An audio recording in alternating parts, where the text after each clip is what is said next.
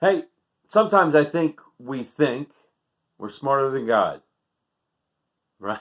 What? That's kind of a weird statement, right?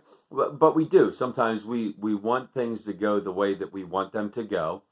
And when they don't happen the way that we plan them to, then we start to catch this attitude with God sometimes like, man, if you would just like listen to what I'm saying, if you would just get on board with my plans, if you would just step in line and get going, things would be so much better. And so we had this almost I'm smarter than God perception going on, right? And there's an Old Testament story in Second Kings, and there's this Syrian general. His name is Naaman, great general, fought many wars, a decorated general, right? And he gets leprosy. And in those days, leprosy was a big deal, right? It could end up killing you if it wasn't taken care of. And if you were around other people, it was contagious. And so no one wanted to be around Naaman anymore. So he goes to the king and he says, hey, man, I need to get some help. And the king's servant girl says, well, listen, you guys have taken me captive from my homeland back in Israel. And there's a prophet there who can heal you. And Naaman's like, hey, king, can I go? And the king's like, yeah, get out of town, right? So Naaman comes south into Israel, and he finds the prophet Elisha. And he says, yo, I need some help. And Elisha's like, okay. And he sends his servant out to him. And the servant says to Naaman, go and wash in the river Jordan 7 times, and you'll be healed.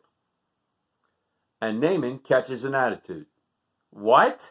Who does he think who is Elisha? Why didn't he come out here himself? As a matter of fact, why didn't he come out here and like wave his hands in the air and say, hey, God, do this incredible thing and make this big stink over Naaman and heal him? And he storms off. And his servants go running after him. They're like, yo, hold up, Naaman.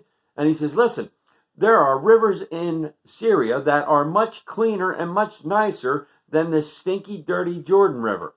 I could have washed up there, and they're like, just do what the prophet says. What's the worst that could happen? And he goes, and he decides to get in the river Jordan. And he does, and he dips himself in 7 times, just like Elisha had directed him. And his skin, it says this in the Bible, his skin is made as clean as a young boy. So his skin is perfect, right? And Naaman realizes what he's done. And he goes back to Elisha and says, hey, I realize that your God is the only God there is. And I'm all on board. But see, here's the thing. Isn't that was his attitude, the same as we get? If you would just get on board and do things the way that I think they ought to be done, then everything would be cool. And God's like this. Hey, listen. I have a plan. I have an awesome plan for each and every person's life on this planet. Listen up, follow me, and things will be okay. May God continue to pour out his grace, mercy, and blessings on each and every one of us. Until we get to meet again. Amen. Amen.